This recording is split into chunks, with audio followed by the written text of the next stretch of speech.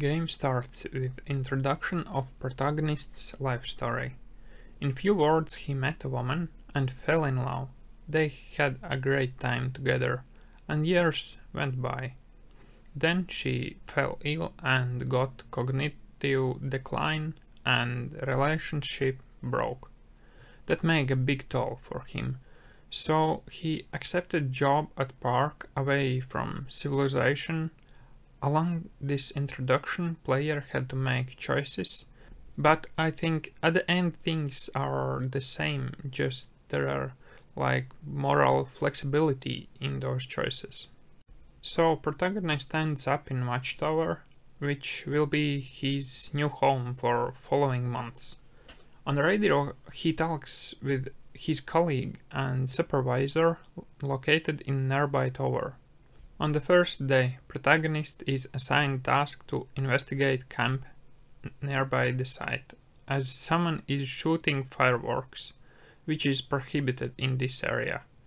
This is the first time I had to navigate on my own in the map, and at first I was confused and didn't know how to properly navigate, so I just tried to follow the fireworks. When I ended up at campsite, there were two women, and protagonist scared them off. Afterwards I had to get back to tower, and here it was a challenge. At this point I still didn't know how to navigate, and evening was coming, everything was more darkish, so got some anxiety from that. The thing is that game doesn't give any pointers where player had to go. All must be understood from map and compass. Also on map were some kind of trail showed. So at first I thought that it shows where I had to go, but actually it is a last distance I had walked. So basically no use of that for me.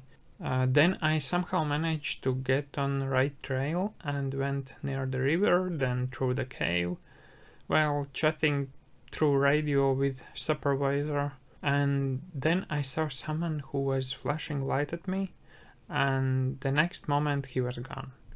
And basically this was closest what comes to interaction with others in this game.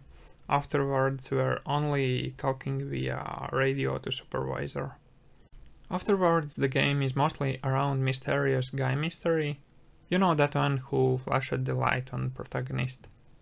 On the game was many moments which give you thinking that on park are some kind of psycho. One time protagonist got knocked out, then Watchtower were vandalized, then those girls disappeared, then communication lines were cut.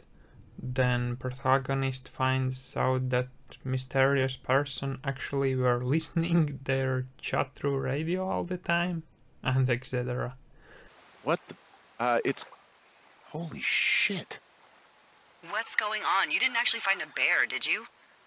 Someone has written down what we said to each other, have been saying. Then dead bodies were found in caves.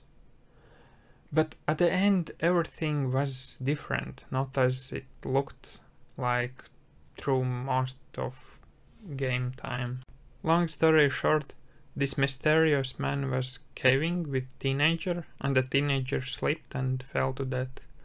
So he was scared of that and wanted to prevent anyone discovering it. I think this is an interesting game. It tells you a story, and I liked that. I liked the atmosphere. At the beginning of the game, had to be a little patient to get going with the navigation stuff. Once you understand it, then that is no problem. For me it took about 3 to 4 hours of gameplay.